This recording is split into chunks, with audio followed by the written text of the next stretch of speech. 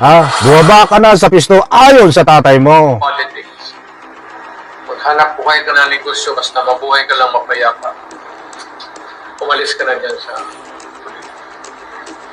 Huwag ka mag-ambisyon na Vice President ka. Alright, welcome back to my YouTube channel. I'm Andy's Vlog. Nako, ito ho, matinding panawagan ng kanyang tatay na si dating Presidente Digong. Matinding utos ho, matinding revelasyon. Na kailangan bumaba na ho sa pisto. Itong si Sara Duterte, yan ang utos ng kanyang tatay na si dating Presidente Digong. At yan din ho, ang panawagan ng taong bayan, bumaba ka na sa pisto bilang Vice Presidente Sara Duterte. Nako ho, alam nyo nangyari. Ang kanyang tatay din ho ay pinagtutulakan, huwag matigas ang ulo. Sara Duterte, sundin mo ang utos ng taong bayan na kailangan ikaw ay bumaba na sa pisto, umalis ka sa politiko at kailangan mo na lang magnegosyo. Nako mga kaibigan, kapag may pagkakataon mo kayo, samahan niyo po ako, unawain, pakinggan, patapusin ang vlog na ito. At nasa ganun, lubos po nating maunawaan. Eto, nako, matindi ito. Shout out po sa lahat. Kung si Inday nakikinig, Salamat ka na lang sa Diyos na ang tatay mo naging presidente, ikaw naging vice president. Bihirang-bihira yan ibigay sa isang pamilya. Bihirang-bihira yan sa ganun. Hindi lahat ng pamilya sa Pilipinas. Pasalamat na lang tayo. No? As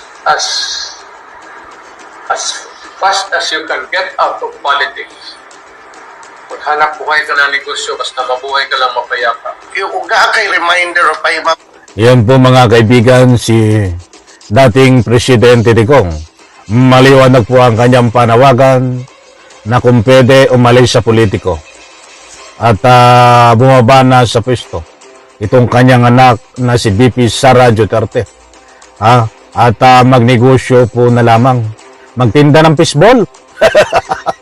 Kaya pala ito, ay nakita mo na sa Baklaran, bumibili ng fishball, ay may bala ka magtinda ng fishball.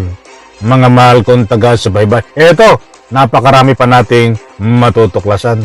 sa mga congressman nga kapaling kamo nung gaduot sa iya o sa ibang reminder, ikaw kailangan kaninday. Wala, si Inday pumasok ng politika. You have to navigate yourself in the sea of politics. Hindi ko maturuan si Inday, pati si Inday hindi po pagsabihan. Hindi nakikinig sa akin yan. Yan ang anak ko na hindi nakikinig sa akin. Ayaw akong kausapin. So, para na siya dyan. Kampi sa nanay niya. Ayun. Yan, hindi naman siya pang ano, pero yung ano ni Inday is gusto kong kinig yung sa nanay. Hindi sa akin. Pero sa father, grabe na. Ayan, matigas pala ang ulo mo, Inday eh. Kaya ka nagkagaganyan, dapat nga lang. Tama ang panawagan ng tatay mo, bumaba ka, nasa pisto. Kasi palangga din mo si Inday. Oh, well, Was there a time na hindi mo ba ang ganyan? Kasi if father, always a father. yeah, Hindi mo maalis yan. Mahal mo talaga ang anak mo, lalo na babae. Na mali kung gawin niya, kung wala magsabi sa kanya, Day, medyo wag kang pumasok dito. Hindi ko pa napagsabihan niya, pero mas mabuti nandiyan ako. Inday, para sa akin, ito publicly ko sabihin ko na sa inyo. Ayan, nasasabihin na. Anong sasabihin mo? Magtinda ng fishball ang anak mo, bumaba sa pisto. Message to Inday. Kapag si Inday nakikinig, salamat ka na lang sa Diyos na ang tatay mo naging presidente, ikaw naging vice president. Bihirang-bihira yan ibigay sa isang pamilya. Bihirang-bihira yan sa ganun. Hindi lahat ng pamilya sa Pilipinas.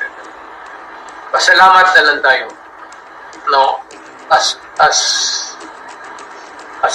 fast as you can get out of Pasalamat. Bumaba ka na sa pisto ayon sa tatay mo. politics. Maghanap buhay ka na negosyo, basta mabuhay ka lang mapayapa. Umalis ka na dyan sa politika. Huwag ka mag-ambisyon na Vice President ka na. So yan po mga kaibigan ng matinding revelasyon ng kanyang tatay na kailangan as soon as possible bumaba na sa pisto ang kanyang anak na si VP Sara Duterte. Yan po muna ang ating latest update. Pakisubscribe po. Ito ang aking second YouTube channel, new account. At yung aking main channel po ay Andy's Vlog din. Parehas nyo pong isubscribe. Kung kayo po ay nakasubscribe sa aking main channel, please subscribe din po ito sa aking new YouTube account, Andy's Vlog.